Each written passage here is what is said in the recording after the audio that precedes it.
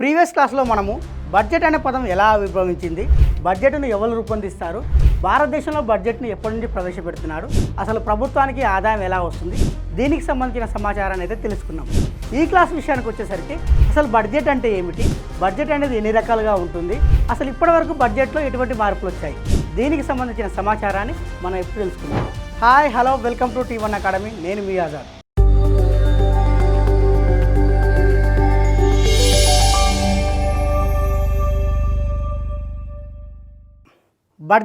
Budget అంటే ఒక నిర్దిష్ట కాలానికి సంబంధించిన ప్రభుత్వ ఆదాయ వ్యయాల అంచనాల పత్రాన్నే బడ్జెట్ అంటారు. మరి ఒక నిర్దిష్ట కాలం అంటే ఎంత సమయం అంటే సాధారణంగా అయితే ఒక సంవత్సరాన్ని తీసుకుంటారు. అంటే ఒక సంవత్సరానికి సంబంధించిన ప్రభుత్వ ఆదాయ వ్యయాల అంచనాల పత్రాన్నే బడ్జెట్ అంటారు. మరి బడ్జెట్ ఎన్ని రకాలు అంటే 3 రకాలు. బడ్జెట్ను ప్రధానంగా 3 రకాలుగా విభజించారు. 1 సమతుల్య బడ్జెట్, 2 మిగులు బడ్జెట్, 3 లోటు బడ్జెట్. మరి సమతుల్య బడ్జెట్ అంటే ఏంటి? ఏమీ లేదండి, ప్రభుత్వానికి వచ్చే ఆదాయము మరియు ప్రభుత్వం చేసే ఖర్చు సమానంగా ఉంటే ఆ బడ్జెట్ను సమతుల్య బడ్జెట్ అంటారు. ఉదాహరణకి ప్రభుత్వానికి 100 కోట్లు వచ్చినాయి అనుకుందాం ఆదాయం. ఈ 100 కోట్లని 100 కోట్లుగా ఖర్చు పెడితే, అంటే ప్రభుత్వానికి ఎంతైతే ఆదాయం వస్తో ఆ ఆదాయం మొత్తాన్ని కూడా ఖర్చు చేస్తే దానినే సమతుల్య బడ్జెట్ అంటారు. మరి మిగులు బడ్జెట్ అంటే ఏమీ లేదండి, ప్రభుత్వానికి వచ్చే ఆదాయం కంటే చేసే ఖర్చు తక్కువగా ఉంటే దానిని మిగులు బడ్జెట్ అంటారు. ఉదాహరణకి అదే 100 కోట్ల ఆదాయం ప్రభుత్వానికి వచ్చింది. ఈ ప్రభుత్వం ఏం చేసిందంటే 80 కోట్ల రూపాయలని ఖర్చు పెట్టింది. ఇప్పుడు ఇంకెన్ని మిగిలినట్టు? 20 కోట్లు మిగిలినట్టు. అంటే ప్రభుత్వానికి వచ్చే ఆదాయం ఎక్కువగా ఉండి ప్రభుత్వం చేసే ఖర్చు తక్కువగా ఉంటే దానిని మిగులు బడ్జెట్ అంటారు. మరి లోటు బడ్జెట్ అంటే ఏమి లేదండి, ప్రభుత్వానికి వచ్చే ఆదాయం తక్కువగా ఉండి ప్రభుత్వం చేసే ఖర్చు ఎక్కువగా ఉంటే దానిని అయితే లోటు బడ్జెట్ అంటారు. ఉదాహరణకి అదే 100 కోట్ల రూపాయల ఆదాయం వచ్చింది ప్రభుత్వానికి. ప్రభుత్వం ఏం చేసిందంటే 120 కోట్ల రూపాయలు ఖర్చు చేసింది. అంటే ప్రభుత్వానికి వచ్చే ఆదాయం తక్కువగా ఉన్నప్పటికీ ఎక్కువ ఖర్చు చేస్తే జరిగే పరిణామం ఏంటంటే అదే లోటు బడ్జెట్.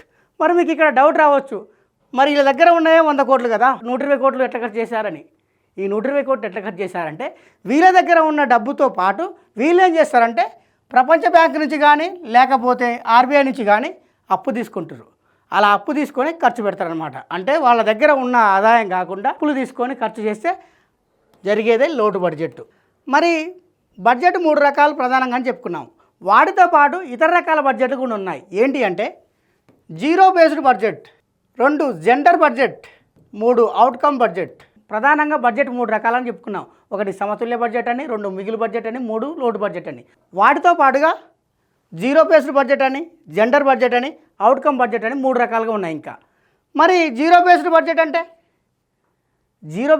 అంటే ఏమీ లేదండి, ఒక పథకానికి గత ప్రభుత్వంలో అంటే ఒక పథకానికి గత సంవత్సరంలో 100 కోట్లు కేటాయిస్తే ఇప్పుడు 110 కోట్లు కేటాయించాలి. కానీ ఈ 0 బేస్డ్ బడ్జెట్లో ఏం జరుగుతుందంటే అసలు ఈ పథకానికి డబ్బులు అవసరమా, ఈ పథకం అంత ఇంపార్టెంటా అని ఆలోచించి మళ్ళీ బడ్జెట్ని ఏం చేస్తారంటే సున్నాగా పరిగణిస్తుంటారు.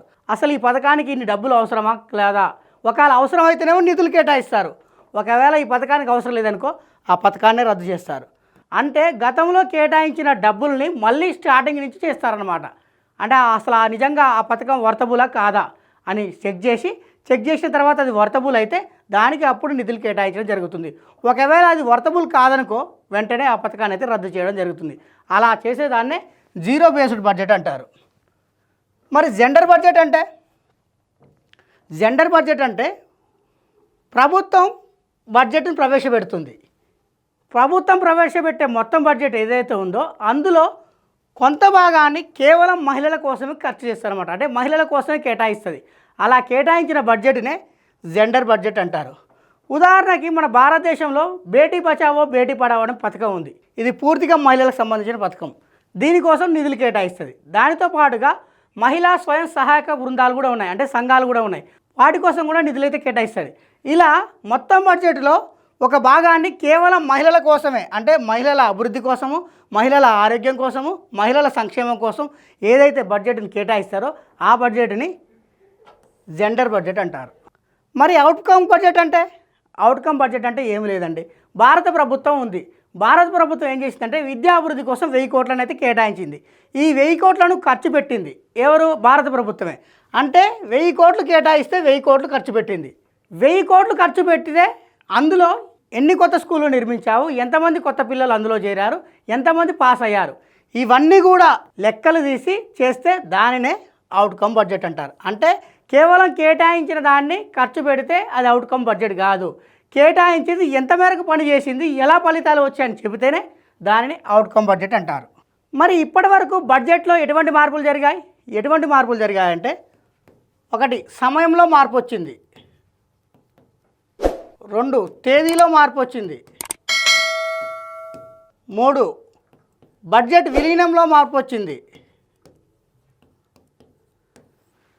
మరి సమయంలో మార్పు రావడం అంటే, సమయంలో మార్పు రావాలంటే ఏం లేదండి. యాక్చువల్గా స్టార్టింగ్ నుంచి కూడా బడ్జెట్ని సాయంకాలం 5 గంటలకు ప్రవేశపెట్టేవాళ్ళు. బ్రిటిష్ కాలం నుండి కూడా సాయంత్రం 5 గంటలకు ప్రవేశపెట్టేవారు. ఎప్పటి వరకు అంటే 1999 వరకు సాయంత్రం 5 గంటలకు బడ్జెట్ అయితే ప్రవేశపెట్టేవారు. కానీ 1999 నుండి యశ్వంత్ సిన్హా అనే ఆర్థిక మంత్రి ఏం చేసిందంటే బడ్జెట్ను 11 గంటలకు ప్రవేశపెట్టడం ప్రారంభించాడు. అంటే 1999 వరకు సాయంత్రం 5 గంటలకు ప్రవేశపెట్టే బడ్జెట్ను 1999 నుండి మాత్రం ఉదయం 11 గంటలకు ప్రవేశపెట్టడం ప్రారంభించారు.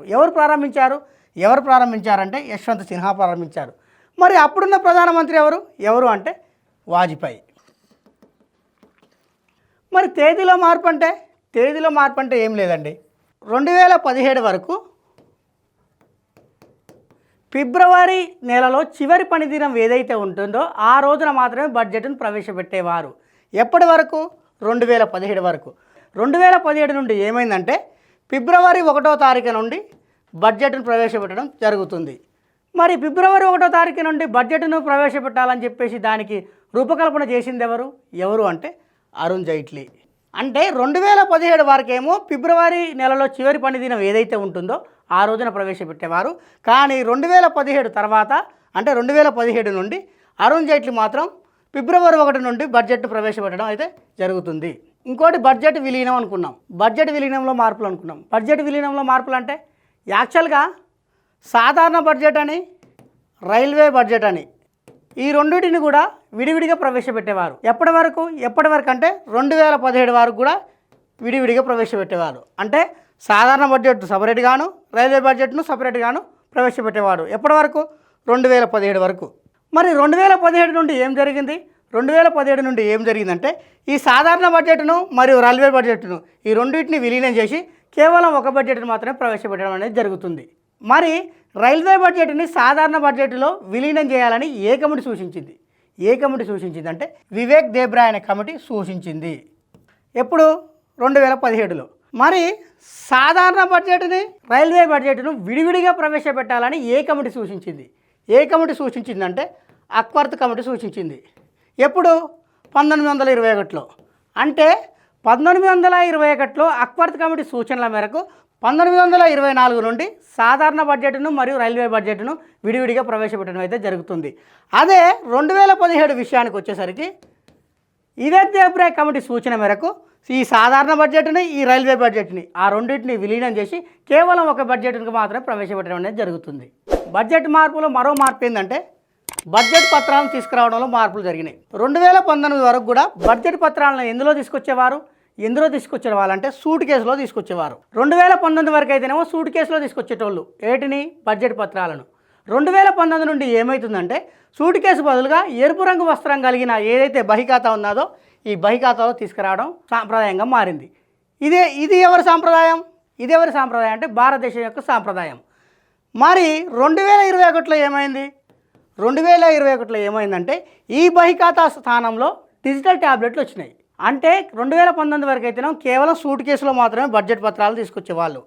కానీ 2019 నుండి ఎరుపు రంగు వస్త్రం ఏదైతే ఉందో దానిలో బడ్జెట్ పత్రాలు తీసుకొచ్చేవారు. కానీ 2021 నుండి మాత్రం కేవలం డిజిటల్ ట్యాబ్లెట్ ఏదైతే ఉందో ఆ డిజిటల్ ట్యాబ్లెట్లో బడ్జెట్ పత్రాలను అయితే పెట్టడం జరుగుతుంది.